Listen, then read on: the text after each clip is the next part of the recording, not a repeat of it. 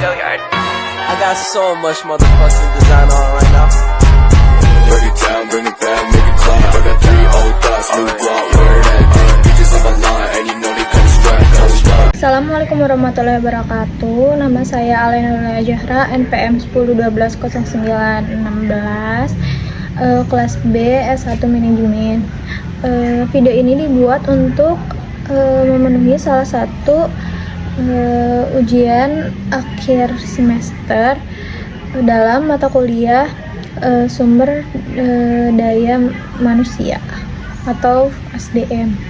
Di sini saya akan membahas tentang perencanaan sumber daya manusia, tentang makro dan mikro. Sebelum ke materi, di sini saya akan menjelaskan tentang pengertian perencanaan sumber daya manusia. Sumber daya manusia adalah kemampuan terpadu dari daya pikir dan daya fisik yang dimiliki individu. Perilaku dan sifatnya ditentukan oleh keturunan dan lingkungannya.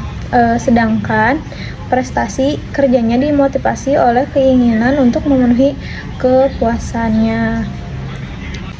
Tujuan dari perencanaan sumber daya manusia berdasarkan kepentingan individu, organisasi, dan kepentingan nasional. Tujuan perencanaan sumber daya manusia adalah menghubungkan sumber daya manusia yang ada untuk kebutuhan pada suatu perusahaan pada masa yang akan datang untuk menghindari mismanagement dan tumpang tindih dalam pelaksanaan tugas.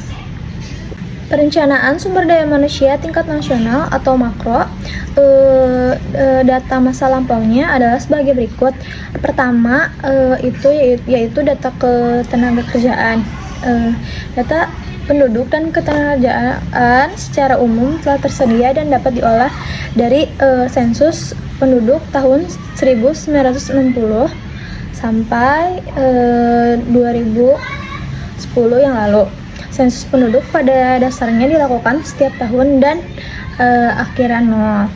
Di samping itu, data penduduk dan ketenagakerjaan juga diperoleh dari survei penduduk antara sensus yang pernah dilaksanakan setiap tahun akhiran 5, yaitu misalnya 1976, 1985, 1995, dan 2005. Data tenaga kerja dapat juga diperoleh atas diolah dari survei Angkatan Kerja Nasional yang diadakan setiap tahun sejak tahun 1976 kecuali pada tahun sensus yang tahun supasnya sejak tahun 2000 karena dilakukan 2 kali dalam setahun, yaitu setiap bulan Februari dan bulan Agustus. Terus yang kedua ada perkiraan kesempatan kerja. Maksudnya itu daya serap dunia usaha akan tenaga kerja untuk masa depan yang akan datang, yang sangat tergantung pada rencana investasi dan perkembangan dunia usaha.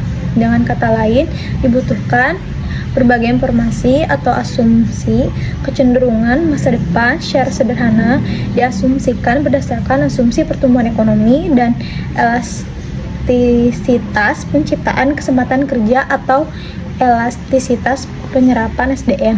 Yang ketiga ada perkiraan penyediaan kerja.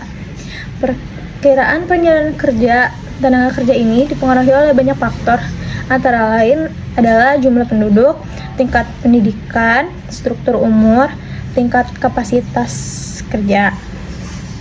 Kemudian ada perencanaan sumber daya manusia tingkat mikro. Proses perencanaan sumber daya di tingkat perusahaan atau mikro pada prinsipnya sama dengan proses perencanaan sumber daya tingkat nasional, akan tetapi dalam ruang lingkup yang lebih sempit. Perencanaan sumber daya manusia di tingkat perusahaan mencakupi program pemenuhan kebutuhan tenaga kerja dan program pengembangan serta pendayagunaan tenaga yang ada seoptimal mungkin. Perkiraan kebutuhan tenaga kerja di perusahaan didasarkan pada rencana peluasan usaha atau target produksi dalam periode perencanaan. Perbedaan utama antara perencanaan sumber daya tingkat makro dan tingkat mikro yaitu terletak pada cara memenuhi tenaga kerja yang dibutuhkan. Prinsip pemenuhan tenaga kerjanya adalah bagaimana memperoleh pegawai yang paling tepat untuk setiap jabatan atau pekerjaan yang sesuai. Dapat dilakukan dengan dua cara, yaitu memenuhi dari luar dan memenuhi dari dalam organisasi perusahaan tersebut. Terus, perencanaan tenaga mikro dapat melalui dua pendekatan. Yang pertama, pendekatan struktural, fungsional, dan analisis organisasi. Digunakan untuk menyusun struktur organisasi berdasarkan misi dan fungsi yang harus dijalankan. Misalnya dalam administrasi pemerintahan, terus setiap departemen mempunyai misi atau tugas pokok yang kemudian diperinci menjadi berbagai fungsi. Dari analisis organisasi seperti itu dapat diketahui jumlah jabatan dan jumlah pekerjaan yang terdapat di masing-masing jabatan. Yang kedua, ada pendekatan analisis jabatan. Analisis jabatan mencakup analisis uraian tugas dan kegiatan jabatan, beban kerja, dan syarat jabatan.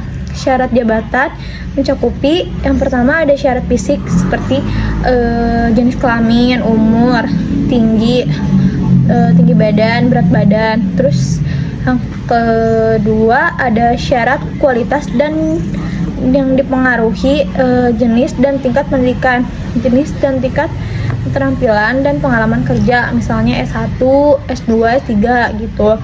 Terus ada syarat mental yang mencakup minat, bakat, dan temperamental seseorang.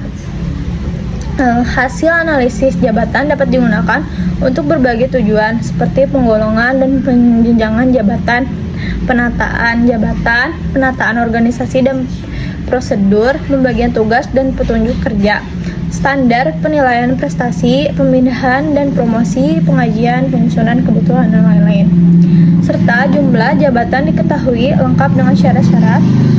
Program pemenuhan tenaga kerja dilakukan baik dari internal maupun dari luar organisasi. Bila di dalam atau di luar organisasi ternyata tidak tersedia tenaga kerja dengan kualifikasi yang dibutuhkan, maka perusahaan dapat memilih alternatif melatih tenaga menggunakan tenaga yang ada sementara sambil menunggu hasil penelitian dan atau menyesuaikan rencana kegiatan perusahaan dengan kondisi pasar kerjasama. Tantangan dalam menghadapi persaingan global yaitu era globalisasi, perdagangan bebas membuat persaingan bisnis semakin ketat. Yang ditingkatkan makro pemerintah meningkat kompetisi sumber daya manusia melalui peningkatan mutu pendidikan. Sedangkan di tingkat mikro, perusahaan perlu mengadopsi visi, misi, strategi yang tepat yang didukung oleh strategi sumber daya manusia perusahaan pula. Pada dasarnya, strategi sumber daya manusia berkaitan dengan 3 aktivitas sumber daya manusia, yaitu pengadaan, pemeliharaan, serta pemeliharaan dan pengembangan. Strategi dan perencanaan sumber daya manusia perlu didukung oleh nilai-nilai kreativitas, layanan continuous learning, dan inovasi. Sekian video dari saya. Mohon maaf apabila ada kesalahan kata atau ucapan. Bila taufiq wal hidayah. Wassalamualaikum warahmatullahi wabarakatuh.